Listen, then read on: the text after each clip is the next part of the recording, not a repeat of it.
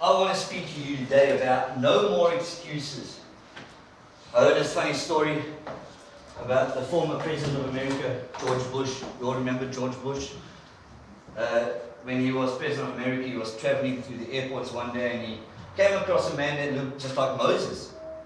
And he thought, man, that guy looks just like Moses. He's got the staff, he's got the cloak, he's got the big beard, the 2 tablets, that's got to be Moses. So President George Bush goes over to him and says, excuse me, are you Moses? Moses just turns his back, completely ignores the president, looks around the other side. So the president goes to the other side and says, sorry, are you Moses? Again, Moses completely ignores him. Turns around, looks up at the sky, says nothing to him. And at this time, George Bush is getting irritated, getting frustrated. This man doesn't answer me, he's a president. At this time, the Secret Serviceman, his bodyguard, sees a commotion. And he goes over and says, what's wrong, sir? He says, this man is Moses and he just doesn't want to talk. I don't know what's going on. Why does he want to speak to me? So the Secret Serviceman goes over to Moses and says, excuse me, are you Moses? And tell me, why don't you want to speak to President Bush? Moses goes forward and leans over to him and says, the last time I spoke to Bush, I wandered the desert for 40 years. You got that? I like that one. Today, this message is not about President George Bush, but it is about Moses and the burning bush. So let's open our Bibles to Exodus chapter 3 to read about this marvelous story about Moses and the burning bush. Now Moses was tending to the flock of Jethro, his father-in-law, the priest of Midian, and he led the flock to the far side of the desert and came to Horeb, the mountain of God. There, an angel of the Lord appeared to him in flames of fire from within the bush. Moses saw that through the bush was a fire, it did not burn up. So Moses thought, I will go over and see the strange sight, why the bush does not burn up. When the Lord saw that he had gone over to look, God called to him from within the bush, Moses, Moses. And Moses said, here I am. Do not come any closer, God said. Take off your sandals, for this place where you are standing is holy ground. This story recorded about 80 years into the life of Moses. To get a background to where this is coming from, we've got to go a little bit back to the beginning, when he was actually born. And Moses was born where?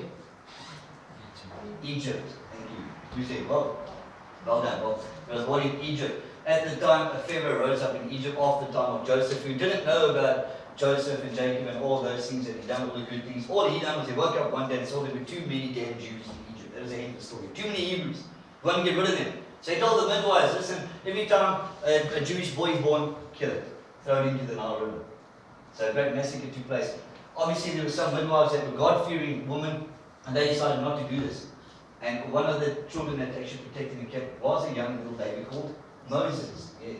And what happened though, when he got about 3 months old, his mother couldn't protect him and keep him no more because the guards were all over the place. The Pharaoh's guards were looking for children to kill. So what she done was she put him in a basket and sent him down the Nile River.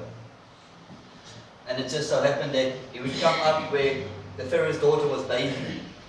The Bible says she was bathing. I don't know if they bathed in full garment, makeup and jewelry like this lady done in the picture, but nonetheless, she was bathing, and here comes a little basket along. She opens up, oh, no, googly, googly, a little fat little baby like mama. No, googly, googly, googly.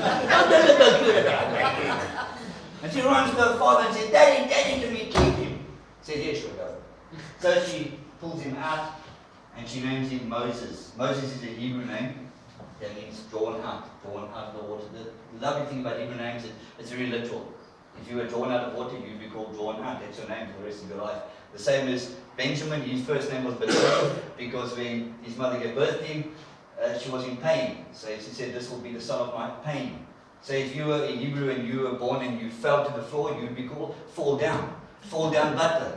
If you came out screaming, you'd be called screaming Butler. Are you here, screaming Butler? That's as basic as it was. He was Moses because he was drawn out of the water.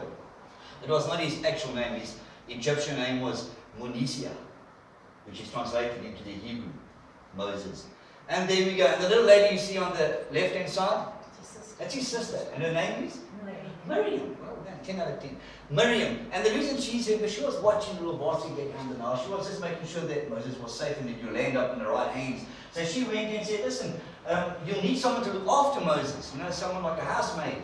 My mom can do this job. So then she got her mom, chocolate bed, and she actually came and looked after Moses in the palace. Isn't that cool? Instead of dying, he actually lived in the palace. So the next 40 years of his life, he grew up as a prince of Egypt. He had all the wealth and the fame and the glory of living in the Pharaoh's court. He grew up as an Egyptian. And then at the age of 40, his mother came and told him, listen, I've got like kind of bad news. You're not an Egyptian, you're a Hebrew. Can you believe that after 40 years of being Egyptian? One day you wake up, look in the mirror, and you're a Jew. So that's what happened. Now all of a sudden he's a Jew, and he thinks, well, listen, I know my Jews are living in the land. Remember, at this time he had a different view of the Jews. They were slaves, they were commoners, they deserved to die and like that. And now on the other side, all of a sudden he wakes up one day, he's on the other side of the fence. So he decides, well, just go and see how the Jews are actually faring in Egypt. And he goes and he sees them under terrible oppression. They were slaves, they've been beaten. And one day he goes and he sees one of the guards hitting one of the Hebrews, and in a fit of rage, Moses comes and kapow! He smacks him. Unfortunately, he didn't know his strength, and he actually kills the guard. He kills him, and there the guard falls to the floor. So what was he going to do? Surrounded by so much desert sand. But bury him. So that's what he does. He buries the guard. But some people found out. And all of a sudden, Moses became a wanted murderer. In all the post offices of Egypt, there was his poster. Moses wanted for murder. So because of this, he had to flee. Because of fear, he decided, I can't stay here no more. The Pharaoh's going to kill me, everyone's going to kill me, I'm the hell out of here. So he went and he traveled far away to a place called Midian, which is in Arabia. Let's look where we are in the map. This is Egypt on the left-hand side, the Sinai Peninsula, and then Saudi Arabia on this side. From Egypt, he traveled right across the Sinai Peninsula to Mount Sinai. The traditional site is here, if you may be familiar, but it's actually over here historically. And this is Midian, this is in Arabia. The reason he went that far, because all of this territory was still owned by Egypt. So he had to get as far away from Egypt as possible. So then he ended up on the back side of the desert. For 40 years, and you can see this place called Jethro House. He went to a man called Jethro, and he worked for him as a shepherd boy. That was his job. He was 40 years old. He became a shepherd boy. He fell in love with a woman and called Zipporah, and then they actually had children. He had 2 children there called Goshen and Alicia. And he had a normal life. You know, he got married, he got a job, he carried on his life. He completely forgot about his life in Egypt. 40 years go by. So how old was he when he left? 40. And plus 40 is how old? 80. There's an 80-year-old man when he comes to the burning bush. Most pictures you'll see is a young man. There was an 80-year-old man. And he was still a shepherd boy. So it says that one day he was walking in Mount Horeb, Mount Sinai, and while he was walking with his sheep, he saw a bush on fire. And it was odd because it was a flame, but it wasn't burning. And just for your own edification and entertainment today, I've got a bush right. We saw the bush. Did anybody, 1 or 2 of you saw the bush? Now I'm going to ask you to do something for me. Then I want to do that, but don't tell anyone. It's a secret. I'm Moses. I'm going to walk away. I don't know anything. Don't let anybody see me. Very important. Here's Moses walking, looked after his sheep. Oh no, where's my sheep? Oh no, oh no. What is this I see before my eyes? Doesn't that look like a cool burning bush? I don't have myself, thank you. That is the height of my electronics. And he sees this bush on fire. And before it really catches on fire, better be quick. Because it's the cheap bulb from the Indian shops. And he sees this bush on fire, but what got him was not the fact that it was just on fire, it was the fact that it was burning, but not burning up. And it says that this was, the actual literal translation says that an angel of the Lord was in the fire. And the fire was in the bush. You see that? So it starts by God, an angel, and then the fire. And the fire was in the bush, and it was burning in flame. And this is a critical moment in the life of Moses, because he could have seen that and thought, that's odd, and just ignored it.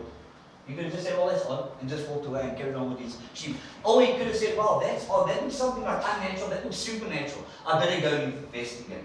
So often that happens with us. God reveals himself to us. He gets our attention. And that's a critical moment for you. When you hear God's voice and he gets your attention in whatever way he wants. Some people say, well, God doesn't appear to me in a burning bush. He doesn't have to appear to me in a burning bush. The only time he appeared in a burning bush was to Moses for a specific purpose. He might appear to you and get your attention through a friend, through a colleague, through an email, through a book, through a song, through anything, through one of these worship songs. And when he gets your attention, that's a critical moment in your life. What are you going to do? Are you going to listen and heed the call? Or are you going to just turn your back? and walk away. Moses, he knew better. He thought, this is something odd. This never happens. So I'm going to go and investigate. So he sees a burning bush and he starts going towards it. As he goes forward, he hears a voice booming out and it says, Moses, Moses, take off your shoes. You're on holy ground. This might be the first time ever that a minister has taken off his shoes in a service anywhere. I'm going to do that. I'm going to take off my shoes. I don't often do this because I'm an Englishman. I don't want to get my feet dirty. But if you take your shoes off, no, but I don't have my Spider-Man socks on. No, I don't. So he took his shoes off. And now I'm like a foot smaller than I was before. And so Moses is shorter now as well. And then he goes forward and all of a sudden God starts speaking to you. And this is what he says. Then the Lord said, I have surely seen the affliction of my people who are in Egypt and have heard their cry because of their taskmasters, the Egyptians. I know their sufferings, and I've come down to deliver them, to rescue them out of the hand of the Egyptians, and to bring them up out of the land, good and broad land, the land flowing with milk and honey. That is the land of Canaan, Israel. And then Moses goes back while God's talking and slips his shoes on him. Alright? God doesn't see that, obviously. So he puts his shoes back on, and listen to what God says here. He says that I've heard their cries, I've seen their misery. I'm concerned about their suffering. You might think, where is God in my suffering, my misery, and my pain? God hears your cries and He sees what you're going through. He's concerned about it. Not only is God aware of what you're going through, He's actually concerned and worried. His heart breaks when your heart breaks. When you cry, He cries. He doesn't want to see His children in pain and suffering. That's what it says here. This reflects the most beautiful character of God. We often think of God in the Old Testament as this evil God that just judges and punishes people. This is the God that we serve, our good Father. He's a God that concerned and He's concerned about you, and He loves you so much He wants to do something about it. And then He says to Moses, I will come down. He says, I've seen the oppression. Moses, I'm coming down to do something about this. I want you to keep that, but that's going to come up in the next verse. I'm coming down to do something about this. That's great. Up to this point, Moses is happy. Yeah, he's just seen the burning bush. God says he's seen oppression and he's coming down. Then he says two more things. He says this. So now go. To Moses. So he just said, I will come down and rescue everyone. He says to Moses, now go. Notice that urgency and importance. Now. Not tomorrow, Moses. Not next week. Not next month. Not after you're going to tell your family. Go now. And I often think about it. Sometimes we pray to God and things don't happen just like that. You ever realize that? Most of us, it will happen. The reason why, because God has waited for the prayers of the people to reach a certain point, and He's waited for Moses to reach a certain point. And when those things coincided, then it was time to go. It couldn't have been a month before that, a day. It was now. This was the time. So often that's what happens to us. We pray, but at that time, God starts putting things in place. He starts moving people in and out of place, moving businesses and economy and politics. Or He moves everything just to get your answer to you. It might not happen like that. But when everything comes in perfect timing, then it will happen. One thing about God, He hasn't got a clock or watch. You know that. He's completely clueless of time, but His timing is perfect. So when you pray, don't worry that God's forgotten about you. When the time is right, it will happen, just like that. But the next part, that's the part I like. Up to this point, Moses was happy. God, you come down, you go sort those Egyptians out. And then he says this, I'm sending you to the Pharaoh. I want you. I want you to bring the Israelites out of Egypt. They're my people. You can imagine what Moses said at this point. He said, whoa, wait a minute. You just said you're going to come down. What's the story about me? I'm not going anywhere. I'm going to put my shoes back on. I'm getting the hell out of here. That was his attitude. He said, that's not what the plan was. Your plan was you sort it out. Don't call me. I'm not ready for this. And so begins the excuses of Moses. So often God calls us to do something. And just like Moses, we start blurting out all the excuses of why we cannot do what He has called us to do. And this is just like Moses. Unlike Isaiah in the Bible, Isaiah was a young man called by God to be a prophet. He came to the temple and he saw this beautiful vision of God and the seraphim angels. It was just mind-boggling. And at this time, God says to him also, I heard the voice of the Lord saying, whom shall I send? And who will go for us? God says, who will I send? Who will go? Isaiah cries out within, just like that in a heartbeat. He says, here I am, Lord, send me. Wow, isn't that a cool thing to say? When God calls you, you're in attitude. Here I am, God, send me. Isaiah was like, here I am, God, I'm the one. Don't worry, don't call anybody else. I'm the man being my sent. It's kind of like when you were in school And the teacher asked a question, and all those goody two-shoes like my sister. Yeah, I know the answer.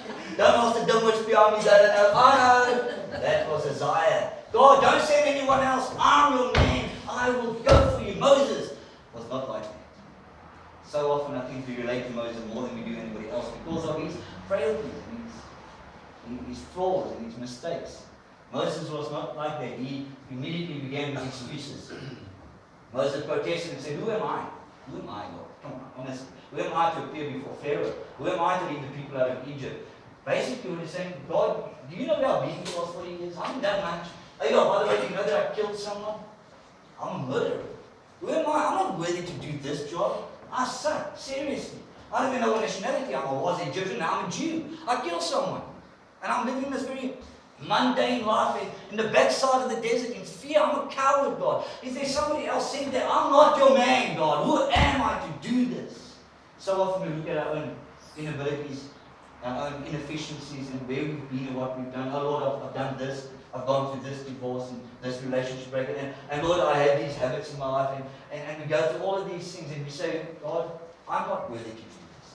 And you know what? God says, just like unto Moses, I'll be with you. I don't care about your past. I cannot change that, Moses, but I can change your future. I can make you have a bright and glorious future. I don't care about what you've done and where you've come from. That's God's message for you today.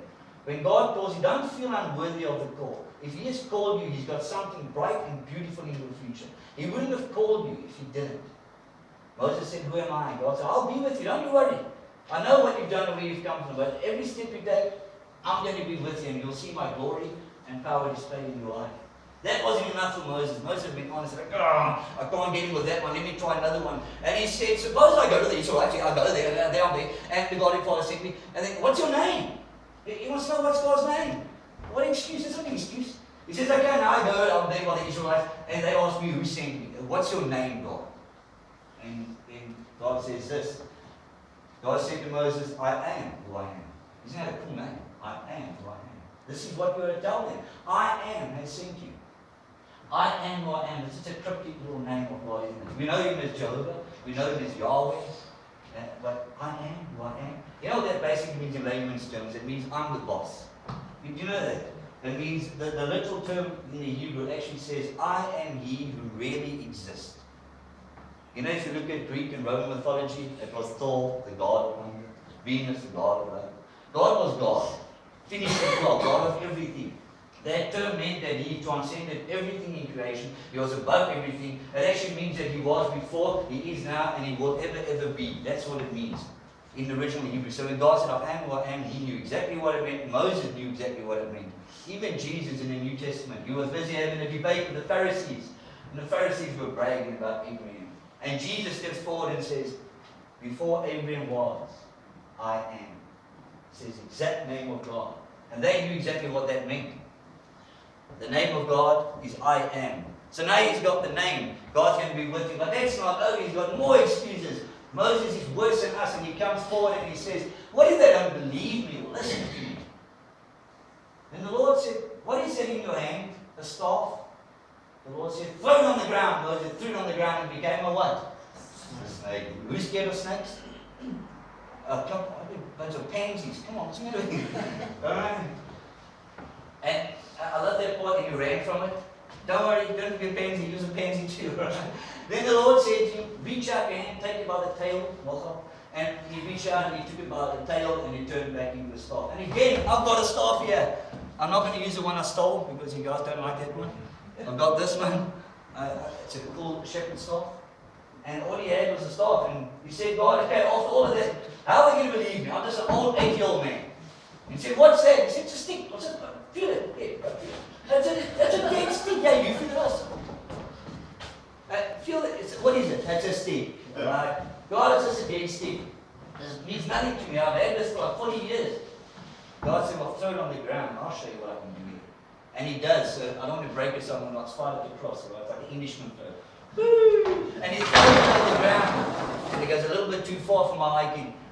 And it turns into what? What does it turn into? And that would be so cool if they could turn into a snake. But it's not going to turn into one. I've got one better. And he pulls up, and what has he got? He's got a Where's all you guys that are scared now? Nightmares tonight for you guys. He pulls out a crazy store, $39.99 on the snake. Wow, that'd be so good to get down there. And it turns into a snake. And it's like weird, it's the first time that ever happened, that the staff became a snake. And it wasn't so much that it became a snake, it was the power of God displayed in that staff. And then he still says, take it by the tail. Why did he say that? Maybe you don't know, how would you catch a snake? By the head. By the head. Yeah, because if you catch it by its head, it can't bite you. But if you catch it by its tail, what happens? Its head is loose to bite anything. And if you see the region, it's going to bite something pretty quick. Maybe I was too close to that. I don't know what you're looking at. I actually feel a bit embarrassed. I was talking about my legs. One snake will bite another snake. And this snake, but he does that because God's telling me that it doesn't matter, because I'm going to give you the power. You can take this anywhere you want to. That ain't going to be as lame as anything. You just pick it up. And then it turned into a snake. And then he said, pick it up again. And he picked up the staff. And what was it? It was a staff for me. Man, this was like nothing. A couple of seconds ago, it was a dead piece of wood. It meant nothing to me. All of a sudden now, the power of God was displayed. In his hand, it meant nothing. But when he gave it to God, his power was in it. Do you see that? David, he only had a slingshot, 5 pebbles. In his hand, it didn't mean much. But when he gave it to God, and God blessed it and anointed it, it took down a giant. In the New Testament, there was a young boy with a bit of lunch. All he had was 5 pieces of bread and 2 fish. In his hands, he couldn't feed many people. But he gave it to God, and God blessed it. And how many people did it feed? 5,000. God's looking at you today and say, what do you have? So often we come to God with excuses. God, I don't have the resources, I don't have the money, I don't have the talent, the influence, the abilities. God says, son, what do you have? Give me what you have. I don't care if it's that little bit. I don't care if you've got that much money or that much talent or that much education. Give me what you have, and I promise you, when I anoint it and bless it, I will take you places you've never ever been before. I'll let your crooked little dead stick display my power like you've never seen before. So give what you have to God. I'm not talking about money, I'm talking about what you have. Put everything on the line and say, God, I'm not much, but I'm going to give you what I do have. And when I do that and I trust you, I know that you are going to make something of it. So he had no more excuses. Man, this thing became a snake. And then he went on. He wasn't finished. He said one more thing. Actually, 2 more things, but the penultimate one was this, and this is kind of probably the most legitimate one. He says, Lord, I've never been eloquent. I've never been able to speak beautifully. I don't know the big words. Not now, not ever, Lord, basically. He says, I'm slow of speech and slow of tongue. God, I can't talk to people. You know, God, forget about all the other excuses. I just can't speak to people. I don't like speaking to people. I get tongue-tied when I speak to people. So he's like that in a split hand, if you, besides my wife. Honestly, so all of you are good for next, all of you can come up here and preach. Jacques, you going to come and preach next week? No, all right. Leon, you said you're going to do it for me? But that's kind of the fear of most of us, is that we don't know what to say, God. Don't send me anywhere. Because I don't know what to say to this person. How am I supposed to talk about Jesus? I just don't know what to say. And Lord, I can't speak. I get tongue-tied like my wife. she gets like, she messes up the Afrikaans and English together, and then she just doesn't know what to say no more. Who's like that? Is it only her? I thought so too. But you know what? The calling to stand up here and preach is a calling that I don't think all of you have, because the fact is you're not standing up here preaching. This is a calling that only certain people have got, because they might have a gift of speaking to public and congregational people. But your calling may be to one person. It may just be to your own family. Maybe someone at work. Maybe someone across the road.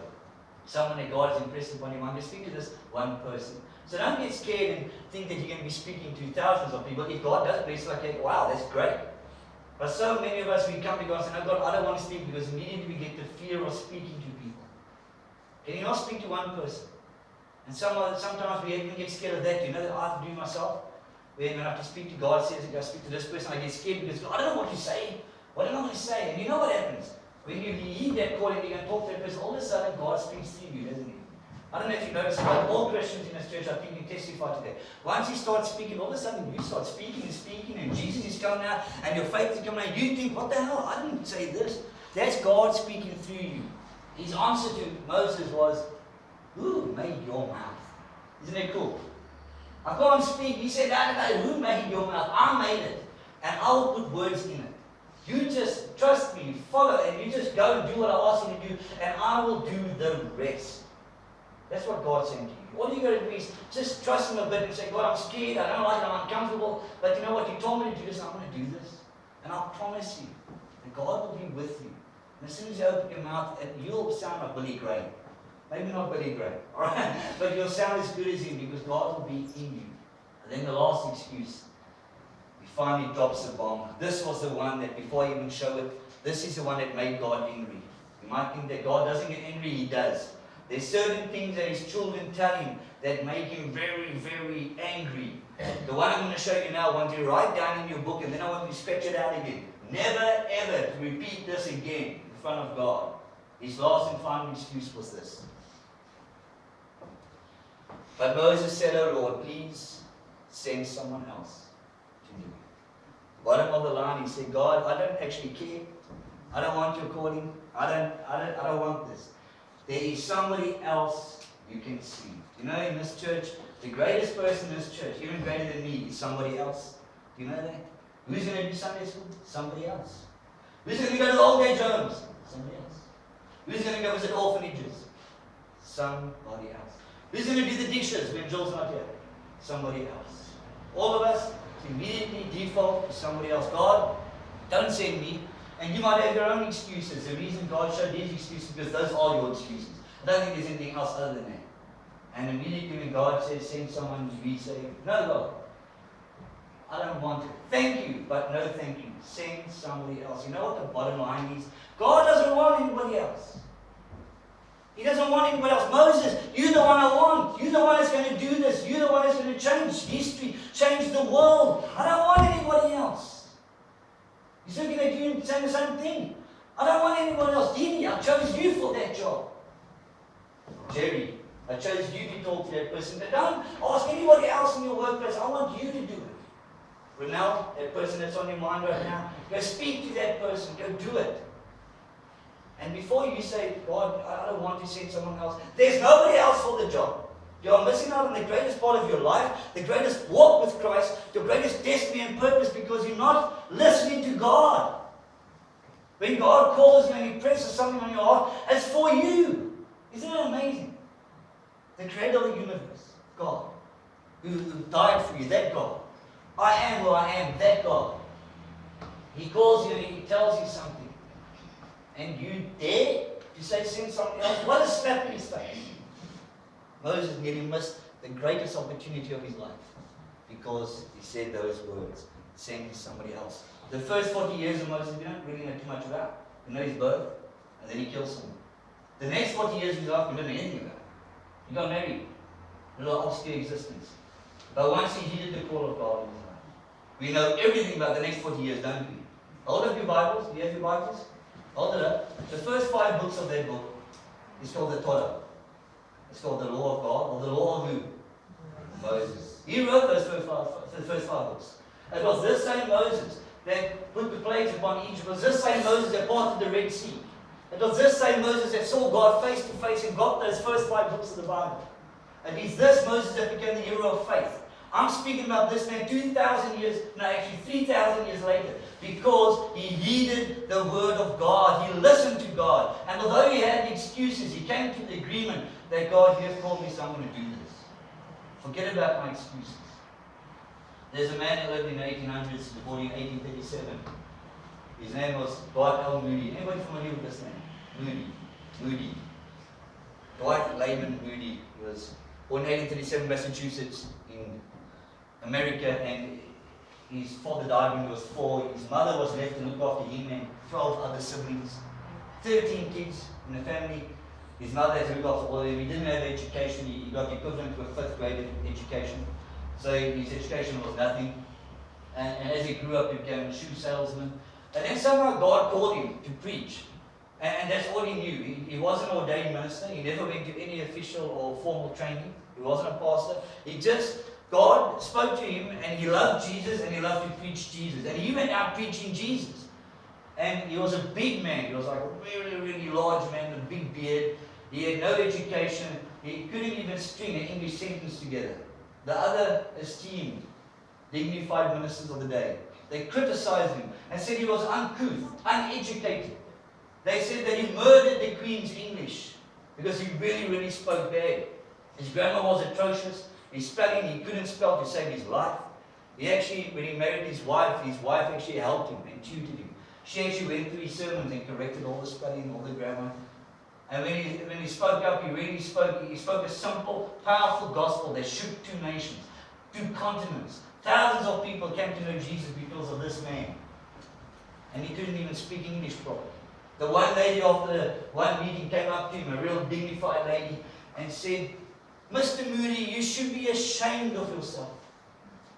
And he said, "Ma'am, I am ashamed of myself, but I'm not ashamed of Jesus Christ." And he preached to his dying day, and many people came to him. But think about all the excuses that he could have had. Are you with me? God calls him, "Guys, I want you to preach." Are you crazy? I can't speak English. I'm not eloquent. I don't have an education. I don't have a father. I'm too big, got a big beard. Any excuse you want. No, God, you can't use me. Look at me. Look how I don't have education. I'm not a minister. I'm not an esteemed minister like these other guys in other institutional churches. God, you cannot use me. But you know what his attitude was? The same as Isaiah. He said, "God, fill me up with your glory and power, and I will preach the gospel like you've never heard before." And he did that. He shook the world for Christ. Why? Because he was empty and he wanted to be full. You get that? He just said, "God, fill me and I will preach. I'll preach a gospel that you've never heard before. I have no excuses." Just like Isaiah, "Lord, send me. Send me to one person, send me to 10,000. I will do it because you have called me." And this man had nothing behind him. He was really, if there was one person that shouldn't have been a preacher, it should have been this guy. And see what God done in his life. You know what he left behind? He left behind in Chicago a Moody Bible Institute. He left behind a Moody Bible Church. One of the biggest churches in America. Do you know we still speak about him? An uneducated shoe salesman. Why? Because he was open to the call of God in his life. I want to close with one more illustration. Imagine who eats pizza here? Pizza, pizza, pizza, pizza. Most of us. Imagine if someone from Debonair's Pizza comes to you, and he comes to your door and knocks on the door, and he's got the pizza, but it's just in his hand. No box. It's just the melting, all the cheese is dropping down the floor, pepperoni's falling off, and he's got the... There you go. Did you order pepperoni pizza? What would your first thought be? You would say, well, first you'd say, "Where the hell's your hand be?" Alright? First of all. And then you would say, "Where's the box? Where's the box that no, I ordered the product. The product should be in a box, right?" Debonair's Pizza. $4 for this box. And the product should be in a box. This is it. When you order a pizza, it should be in here. And think about this box. It only cost me $4. Yet the pizza costs a lot more, doesn't it? Because the value of the pizza is not in the box. It's in what's inside the box. The box adds no value to the product. But the product adds value to the box. You see where that's going? You and I are just like this box. We don't mean much. By ourselves, we're not very valuable. But with God who is inside us, and with that product inside of us, we become extremely valuable and extremely and tremendously important in God's life. And all God wants from you is to be like this box. Clean and empty. And he says, when you're clean and empty, I will fill you. I will fill you with my glory, with my power, with my presence. All you got to do is open up and surrender to me, and I'll do the rest. You'll become as powerful as Moses, as powerful as God Almighty, just because you emptied up yourself to let me fill you. When you leave this church, can you be a pizza box? Who wants to be a pizza box today? You want to be a pizza box? No pizza? You don't want to be a pizza box. When you walk out of this church, let us be pizza boxes. Let us say, God, I want to be clean and holy for you, and I just want to surrender everything to you. I want you to use me, work through me, and just reach people for your glory, for your kingdom, for the body of Christ. When you walk out of this church, I want you to know more of God and have no more excuses. If you do that, I believe and declare that God will not only catapult you into a new level of your destiny, but you will become everything that He created you to be, and you will fulfill the purpose why He created you. And it will all be in Jesus' name. Amen. Amen. Let us sing our last song. It's called The Days of Elijah.